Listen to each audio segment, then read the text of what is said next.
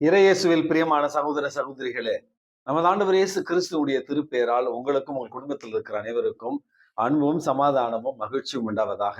அன்புமிக்கவர்களே, புத்தாண்டு 2026வது ஆண்டினுடைய முதல் நாள்.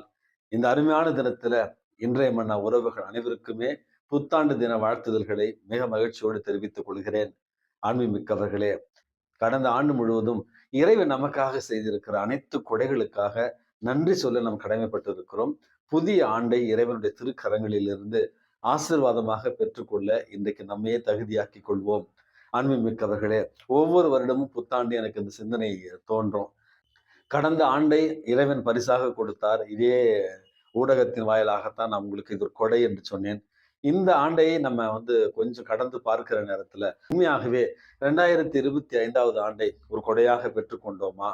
அல்லது அந்த ஒரு கொடையை இறைவனுடைய கொடை என்பதை மதித்து வாழ்ந்தோமா? இறைவன் திருமுன்னிலையில அவருக்கு உகந்த பிள்ளைகளாக வாழ்ந்தோமா? தகுதியற்ற நமக்கு அழகான அந்த பரிசை கொடுத்தாரே இறைவன், அதை தகுதியோடு பயன்படுத்தினோமா என்கிற அடிப்படையான ஒரு கேள்விதான் எழும். இருந்தாலும் நம்முடைய பலவீனங்களையும் கடந்து இறைவன் மறுபடியும் ஒரு ஆசீர்வாதமாக புதிய ஆண்டை நமக்கு பரிசாக தருகிறார். 2026 தகுதியற்றவர்களாக நம்ம மனதளவுல உணர்ந்தாலும் தகுதியோடு இறைவன் திருமுனையில இந்த ஆசீர்வாதத்தை பெற்றுக்கொண்டு இறை வார்த்தைகளை கேட்டு இறைவனுடைய சித்தத்துக்கு கீழ்ப்படிந்து பிறரன்போடும் இறையன்போடும் வாழ்ந்திட இறைவன் இந்த ஆண்டு முழுவதும் உங்களுக்கு ஆசி வழங்குவாராக. அன்புமிக்கவர்களே, இன்றைக்கு நமக்கு கொடுக்கப்பட்டிருக்கிற முதல் வாசகம் என்னாகமும் 6வது அதிகாரத்தில் இருந்து தான் கொடுக்கப்பட்டிருக்கிறது. இறைவன் மோசே வழியாக ஆரோனுக்கும் அவருடைய புதல்வர்களுக்கும் கொடுக்கிற ஆசீர்வாதம் தான் இன்றைய முதல் வாசகமாக நமக்கு கொடுக்கப்பட்டிருக்கிறது. இதையத்தான் இன்றைய மன்னாருடைய ஜெபத்துல நான் பயன்படுத்தி இருக்கிறேன். இறைவன் உங்கள் மீது அவருடைய அருளை பொழிந்து உங்களை ஆசீர்வதிப்பாராக. தன்னுடைய திருமுகத்தை உங்கள் மீது ஒளிரச் செய்து உங்களுக்கு அருள் வழங்குவாராக. தன்னுடைய திருமுகத்தை உங்கள் மீது திருப்பி அவர் உங்களை ஆசீர்வதிப்பாராக, உங்களை காப்பாராக. அப்படி என்கிற ஆசீர்வாதமான செய்தி தான் முதல் வாசகத்துல கொடுக்கப்பட்டிருக்கிறது. அன்பு மிக்கவர்களே, மோசேவனுடைய வாழ்க்கையிலிருந்து நம்ம புரிந்து கொள்வது, மோசே ஆண்டவருடைய முகத்தை பின்னால் இருந்து பார்த்தார். ஆண்டவரை முகமுகமாக தரிசிக்கிற பாக்கியத்தை பெற்ற அவருடைய முகம் அப்படி ஒளிர்ந்தது என்று சொல்லுவார்கள்.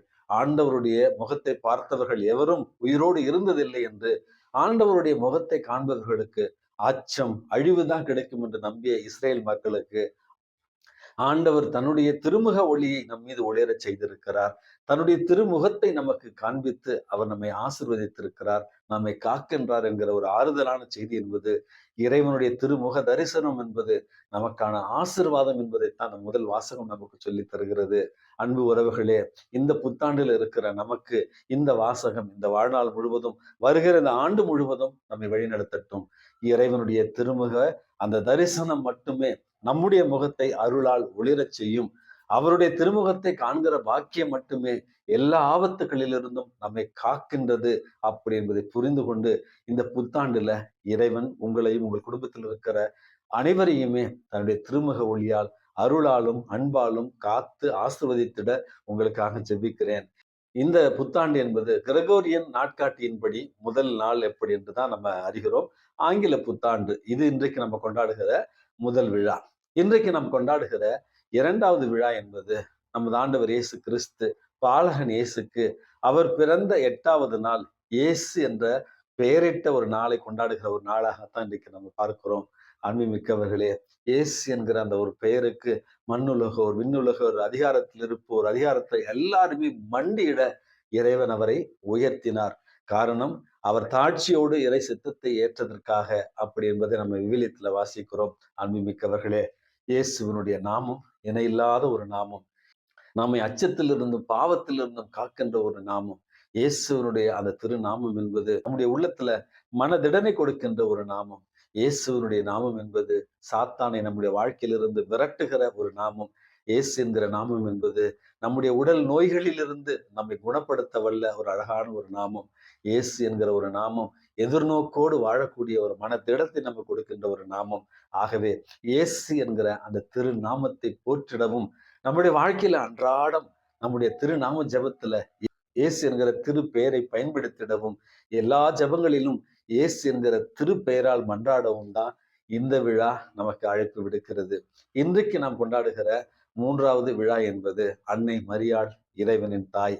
யோவான் நற்செய்தியில நம்ம வாசிக்கிறோம், சிலுவை அடியில அன்னை மரியாளை பார்த்து இதோ உன் மகன், யோவானை பார்த்து இதோ உன் தாய், அப்படி என்று மண்ணிற்கும் விண்ணிற்கும் தாயாக இருக்கிற அன்னை மரியாளை நம்முடைய தாயாக நமது ஆண்டவர் இயேசு கிறிஸ்து ஒப்பு கொடுத்த அந்த ஒரு நினைவை கொண்டாடுகிற ஒரு விழாவாகத்தான் இன்றைக்கு நம்ம பார்க்கிறோம்.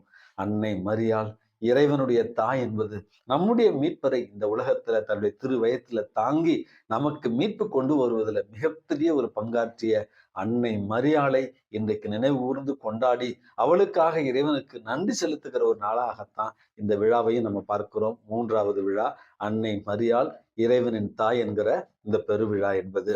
நான்காவதாக அன்புமிக்கவர்களே, இந்த ஜனவரி மாதம் 1ஆம் தேதி என்பது உலக அமைதிக்கான ஒரு நாளாகத்தான் வத்திக்கானிலிருந்து திருத்தந்தையர்கள் அறிவித்துக் கொண்டிருக்கிறார்கள். கடந்த ஆண்டை பற்றின விளக்கங்களை, காணொளிகள் எல்லாம் நம்ம பார்க்கிறோம். சென்ற ஆண்டு எப்படி இருந்தது அப்படி என்று கொஞ்சம் நம்ம அதை சிந்தித்து பார்த்தோம் என்றால் 2025வது ஆண்டு உண்மையாகவே நமக்கு பல ஆசீர்வாதங்களை கொண்டு வந்த ஒரு ஆண்டாக இருந்தாலும் போர்கள் நிறைந்த ஒரு ஆண்டாக அது இருந்திருக்கிறது. வன்முறை நிறைந்த ஒரு ஆண்டாக அது இருந்திருக்கிறது. சுயநலம் மிக்கவர்கள் வெறியாட்டம் ஆடிய ஒரு ஆண்டாக இருந்திருக்கிறது. இளைஞர்களும் இளம் பெண்களும் குழந்தைகளும் கொலை செய்யப்பட்ட ஒரு ஆண்டாக அது இருந்திருக்கிறது. வெள்ளத்தாலும் பேர் அழிவாலும் மிகப்பெரிய அச்சுறுத்தலை இந்த பூமி சந்தித்த ஒரு ஆண்டாகத்தான் இருந்திருக்கிறது. இருந்தாலும் அன்புமிக்கவர்களே, இந்த உலகத்துல அமைதி பிறக்க வேண்டும். காரணம், இந்த உலகத்தை இறைவன் தன்னுடைய திருக்கரங்களால் படைத்து அணி செய்து அழகு பார்த்து கொண்டிருக்கிறார். உங்களையும் என்னையும் அவர் தனிப்பட்ட முறையில தாயின் கருவிலேயே நம்மை தேர்ந்தெடுத்து படைத்திருக்கிறார். அப்படி என்றால் சகோதர சகோதரிகளாக இயற்கையோடும் இறைவனோடும் அமைதியிலும் ஒற்றுமையிலும் வாழத்தான் இறைவன் நமக்கு அழைப்பு விடுத்திருக்கிறார். மனித பலவீனங்களால் அல்லது மனித சுயநலத்தினால் இன்றைக்கு இந்த உலகம் கொஞ்சம் கொஞ்சமாக அழிவை சந்தித்துக் கொண்டிருக்கிறது. இந்த புத்தாண்டு என்பது ஏதோ வெளியில வண்ண விளக்குகளாலும் ஒளிபெருக்கி கருவிகளாலும் ஜோடனைகளாலும் புதிய ஆண்டை வரவேற்பதல்ல. இந்த புத்தாண்டு என்பது, இந்த அமைதிக்கான ஆண்டு என்பது, இந்த இயேசுனுடைய திருப்பெயரின் நாள் என்பது, அன்னை மரியாள், இறைவனின் தாய் என்று நாம பெருமையோடு கொண்டாடுவது இந்த புத்தாண்டு நம்முடைய உள்ளத்துல தொடங்க வேண்டும். அன்பு மிக்கவர்களே, எண்ணில தனிப்பட்ட முறையில மாற்றங்கள் நிறைந்த ஒரு புத்தாண்டாக இது மாற வேண்டும். இன்றைக்கு நற்செய்தி வாசகத்துல நம்ம வாசிக்கிறோம், இடையர்கள் தங்கள் கேட்டவற்றையும் கண்டவற்றையும் நினைத்து பெருமகிழ்ச்சி அடைந்து அதை மகிழ்ச்சியோடு மற்றவர்களுக்கு பறைசாற்றினார்கள். அன்னை மரியாள் அவள் உள்ளத்தில் நிறைத்து அதை சிந்தித்துக் கொண்டிருந்தாள் என்பதைத்தான் நற்செய்தி வாசகமாக நம்ம வாசிக்கிறோம். அன்புமிக்க உறவுகளே, ஒரு சமீபத்துல புத்தாண்டை பற்றி ஒரு செய்தி வாசித்தேன். ஒருவர், இறைவா, இந்த புத்தாண்டுல எனக்கான ஒரு புதிய கடிகாரத்தை பரிசாக கொடுங்கள். இந்த கடிகாரத்துல மற்றவர்களுக்கு அன்பு செய்கிற நேரத்தை மட்டும் எனக்கு காட்டியருளும். இந்த கடிகாரம் மற்றவர்களை மன்னிக்கின்ற நேரத்தை மட்டுமே எனக்கு காண்பிக்க எனக்கு அருள் தாரும். இந்த கடிகாரம் எல்லா சூழல்களிலும் இறைவன் எனக்கு செய்திருக்கிற அரும் பெரும் காரியங்களுக்காக நன்றி சொல்லுகிற காலத்தை மட்டுமே எனக்கு அவைகள் காண்பிக்கட்டும். இந்த கடிகாரம் என்பது இறைவன் என்னோடு இருக்கிறார், என்னாலும் காப்பார் என்கிற எதிர்நோக்கை மட்டுமே காட்டுகிற ஒரு கடிகாரமாக எனக்கு மாறட்டும் அப்படி என்று ஜெபித்திருக்கிறார். அன்புமிக்கவர்களே, புத்தாண்டு பெருவிழாவில் அன்னை மரியாள், இறைவனின் தாய் என்று பெருமையோடு கொண்டாடுகிற அந்த ஒரு தினத்துல எல்லா பேருக்கும் மேலான உயரிய பேரான இயேசு என்கிற அந்த இயேசுவினுடைய திருநாமத்தை கொண்டாடுகிற அந்த ஒரு நாளில இறைவன் உங்கள் அனைவருக்கும் தன்னுடைய ஆசிரை வழங்கி உங்களை அவர் நிறைவாக ஆசீர்வதிக்க வேண்டுமாய், அவர் தன்னுடைய திருமுக ஒளியை உங்கள் மீது செலுத்தி உங்களுக்கு அருளை பொழிந்தருள வேண்டுமாய், அவர் தன்னுடைய திருமுகத்தை காட்டி உங்களை என்னாலும் ஆசீர்வதித்திட உங்களுக்காக ஜெபிக்கிறேன். எல்லாம் வல்ல இறைவன் தந்தை, மகன், தூய ஆவி உங்களையும் உங்கள் குடும்பத்தில் இருக்கிற அனைவரையும் நிறைவாக ஆசீர்வதித்து பாதுகாத்து வழி நடத்துவாராக. ஆமென்.